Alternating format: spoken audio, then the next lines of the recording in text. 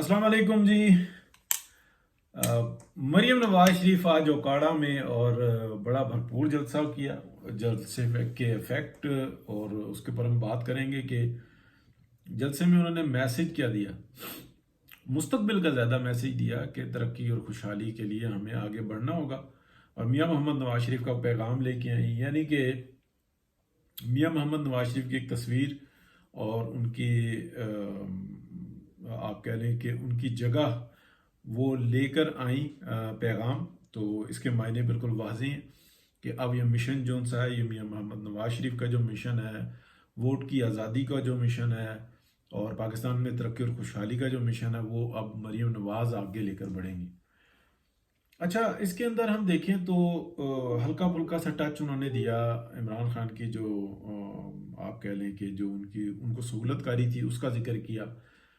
इसके अलावा उन्होंने बार बार जो थी बात घुमाकर ये कहा कि आप हमें वोट दो और फिर हम जो सा ना पाकिस्तान की तरक्की और खुशहाली का सफ़र बेहतर तरीके से जारी करेंगे।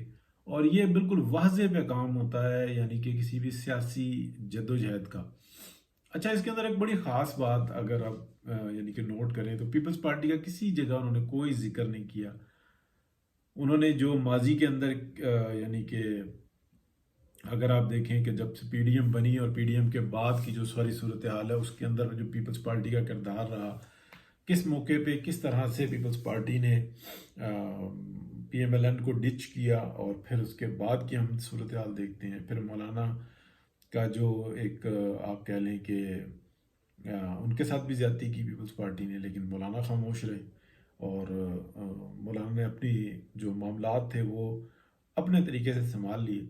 बहरहाल उन्होंने ज़्यादा जो मेहनत की वो बलूचिस्तान, सिंध और केपी में की। केपी में उनको काफ़ी बड़ा जो था डेंट पड़ा हुआ है। बहरहाल उन्होंने इम्प्रूव किया तो सिंध में किया और इम्प्रूव किया तो बलूचिस्तान के अंदर किया। पीएमएलएन जो सी है इस वक्त में अगर आप देखें तो चारों सूबों के अंदर वो यकसा बढ़ी है।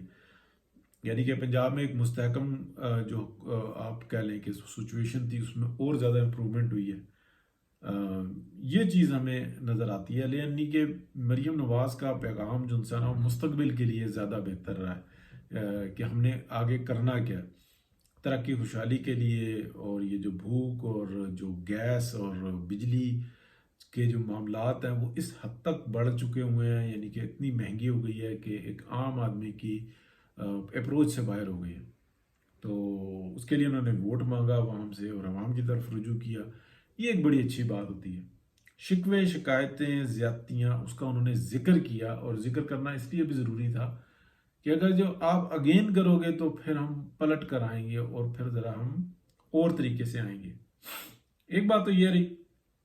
दूसरा हम देखते हैं कि काजी फायज ईसा जुनसाना इस वक्त में वो बहुत सोशल मीडिया के ऊपर अटैक की जद में है और ट्रेंड्स बनाए जा रहे हैं और मुख्तलिफ पोस्टें और पीटीआई के जितने बड़े ग्रुप्स हैं उसके अंदर अगर हम देखें तो व्हाट्सएप ग्रुपों में काजी फायज ईसा के अगेंस्ट जुनसाना जहर उगला जा रहा है और ब्लो द बेल्ट जुनसाना बहुत बड़े पैमाने पर बात हो रही है।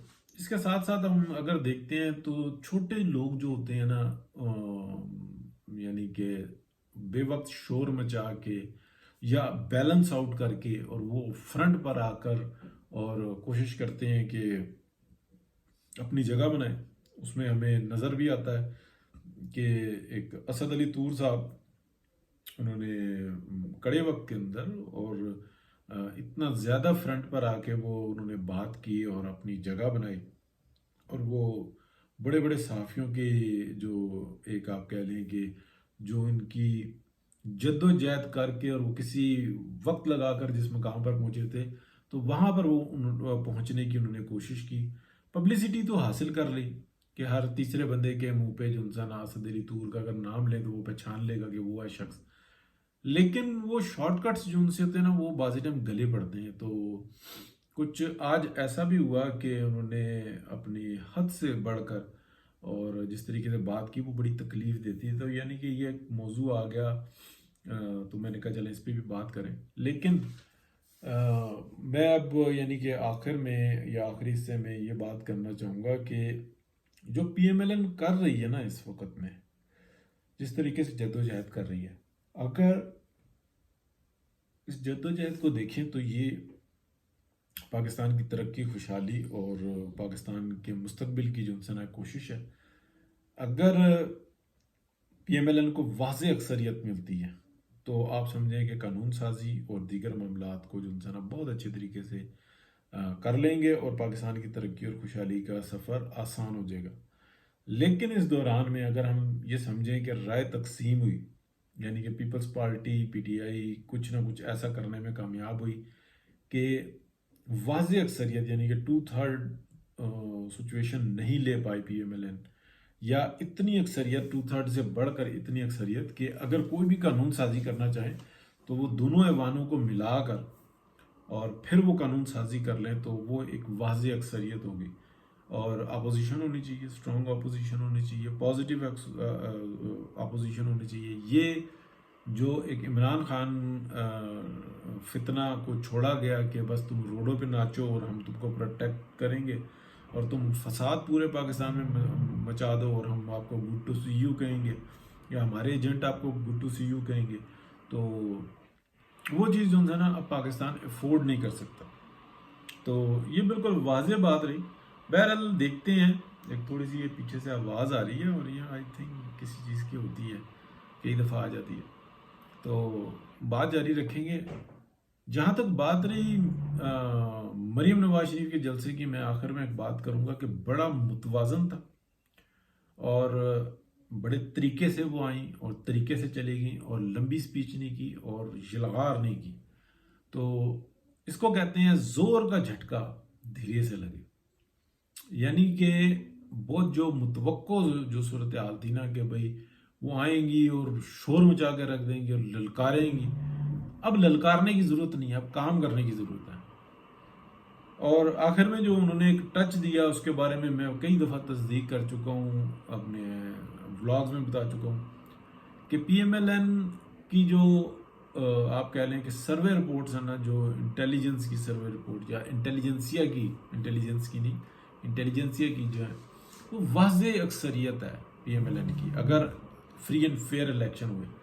تو جس طریقے سے کوشش کی جا رہی ہے تو وہ 2/3 سے اوپر کی، تاکہ پاکستان کے معاملات کے اندر جو قانون سازیوں کا عمل ہے نا اس کو بآسانی کر سکیں اور ساری توجہ جو ان سے نا انرجی اور اکانومی کے اوپر جو ان سے نا مربوط کریں، پلس جو ان سے نا جو خارجہ پالیسی ہے اس کو ترتیب دے سکیں. تو یہ حکومت کی بڑی یعنی کہ حکمت عملی ہوگی اگر پی ایم ایل این کی حکومت بنتی ہے تو اس کے لیے کوشش ہو رہی ہے. چلیں اگلے ولاگ پھر لمبا ہو جاتا ہے تو اگلے ولاگ میں بات کریں گے. بہرحال اب یہ سلسلہ اسی طرح سے چلے گا. اور میاں محمد نواز شریف کے بارے میں نے آپ کو پہلے بھی بتایا تھا، میں دوہرا دیتا ہوں کہ وہ بہت کم جلسے جلوسوں میں آئیں گے لیکن ڈویژن کی سطح پر بہت کم، اور ان کو آنا بھی نہیں چاہیے. اور بڑی ایک ترتیب کے ساتھ ایک وار اسٹریٹجی ہے، یہ وار ہے جس کی اسٹریٹجی بنائی گئی ہے جس میں ہم سیف اینڈ سیکیور آگے بڑھتا ہوا دیکھیں گے. بہت شکریہ جی، اللہ حافظ.